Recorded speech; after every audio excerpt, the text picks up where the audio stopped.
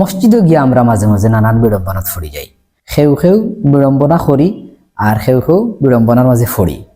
অনেকে আছেন মসজিদে গিয়া তাইন ডাইনের মুসল্লিরে ডাকি আনাত লাগি যান, বামর মুসল্লিরে ডাকি আনাত লাগি যান, তান ফিস্তাকি আনাত লাগি যান ঠানিয়া। এই দায়িত্ব আপনারা খেয়ে দিছে রে ভাই। আপনার দায়িত্ব হইল ইমাম সাহেবের ফিসে খাড়া হইবা যদি খালি থাকে। যদি খালি না থাকে আপনি বামে খাড়া হইবা অথবা ডাইনে খাড়া হইবা। আপনি যেখানে খড় হইছেন ওখানে মুসল্লি লগে লাগিয়ে খাড়া হওয়ার দায়িত্ব হইল আপনার। এর ফরর যারা আছে তারা নিজ দায়িত্বে খাড়া হইব। সফ সুজা করার দায়িত্ব কিন্তু আপনার নাই। মসজিদের সফ সুজা করিয়া খাড়া হওয়ার দায়িত্ব প্রত্যেক মুসল্লির। আরেকটা দায়িত্ব হইল ইমাম সাহেব হইতা যে সফ সুজা করুকা। এর লাগি আপনি আমি পণ্ডিতিত লাগতাম না। অনেক আসেন তাই খালি জায়গাতে খাড়া হইয়া ডাইনে বামে মুসল্লি টানিয়া নিয়া বরাত লাগিয়েছেন। এই দায়িত্ব আপনারা খেয়ে দিছে। খরর মুসল্লিরে ডাকি আনতা এই দায়িত্ব আপনারা খেয়ে দিছে। এই জিনিসটা আমরা খেয়াল রাখা দরকার নানি। মসজিদে গিয়ে সব পণ্ডিত হয়ে যেতে জানে হয়, সেও মাতে না। তো সেও না মাতলে এক গুরু মানুষ আছে যে সেও না মাতলে তার মাতার হাউস উঠি যায়। ও যে বাঘ নাইব ন হিয়াল রাজা, তো তাইন গিয়া মসজিদে মাথা লাগি যায়। আদবর লেশু নাই, পারিবারিক শিক্ষা নাই, মসজিদও গিয়া ইমাম সাহেবের উপরে মাথাত লাগি যায়, মতল্লির উপরে মাথাত লাগি যায়। পাবলিক বাইরে তাকে মানুষ আইছে, বিভিন্ন জায়গা থেকে নামাজও আইছে, হেরার সামনে মাথা লাগি যায়। ফিস থাকি ডাকি আনার দায়িত্ব নিয়ে গিয়ে এই সমস্ত চিন্তাধারা যারা লইয়া মসজিদে যায় তারা মূলত ফর্মালিটি মেনটেন করে নামাজর। এরা মূলত মসজিদের আদব, নামাজর আদব এটা কিচ্ছু জানে না। এই সমস্ত মানুষরে ইমাম সাহেব হলে কাউন্সিলিং করা দরকার। প্রত্যেক মসজিদও জুম্মায় ইমাম সাহেব হলে তারারে বোঝানো দরকার।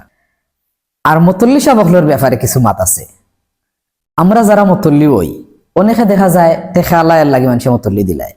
মতল্লি হওয়ার পরে আমার খেয়াল রাখা দরকার যে টেকা না হইলে আমার এলাকার মানুষে 2 টাকার দাম দিলেও অনেক কিনা। যদি দাম না দিয়া থাকে তাইলে মনে করতাম যে আমার টেকার কারণে মতল্লি বানানি হয়েছে। আদব আর শিষ্টাচার রক্ষা করিয়া চলতাম, চেষ্টা করতাম ইমাম সাহেবের লগেও বলা ব্যবহার করার, মুয়াজ্জিনের লগেও বলা ব্যবহার করার। টেকার কারণে আপনি যেখানে খাড়া হয়েছেন এখানে তো আপনার খাড়া হওয়ার কোনো যোগ্যতা নাই, কোনো অভিজ্ঞতা নাই, কোনো দক্ষতা নাই, কোনো অধিকারও নাই। তো আপনি এই দায়িত্ব পাইয়া মানুষের উপরে অনাধিকার চর্চা করার লাগতো না।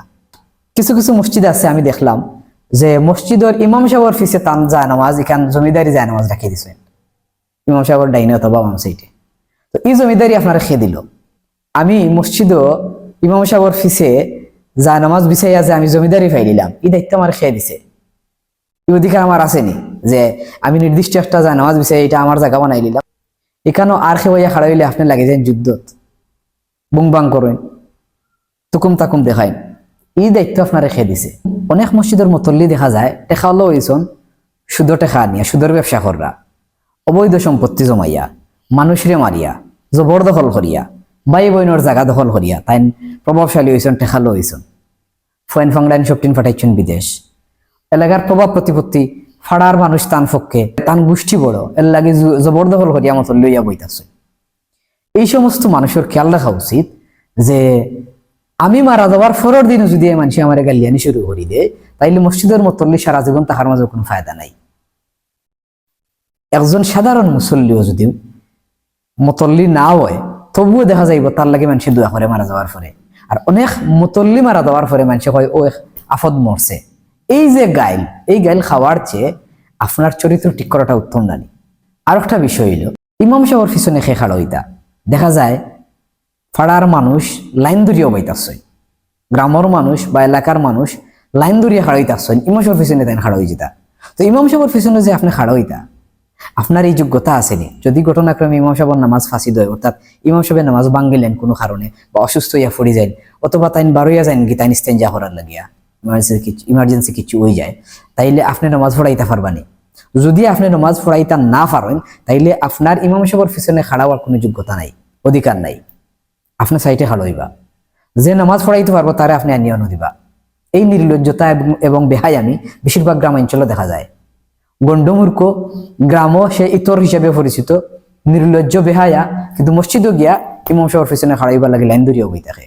এই সমস্ত মূর্খ মানুষ হলরে ইমাম সাহেব হলে বুঝাই বাজাইয়া কাউন্সিলিং করা দরকার। ইমাম সাহেবের পিছনে প্রথমে খাড়াইবা সানি ইমাম, এরপরে সাইটে খাড়াইবা মুয়াজ্জিন, এরপরে পাবলিক যে কেউ খাড়াইতে পারে। এখানে নির্দিষ্ট কোনো জায়গা নাই যে ওখানে মতল্লি খাড়াইতে হইবা, ওখানে চেয়ারম্যান খাড়াইতে হইবা, ওখানে এমপি খাড়াইতে হইবা। এটাই হচ্ছে ইসলামের নিয়ম। এর লাগি আমরা এইসব বিষয় মাথাত রাখা দরকার।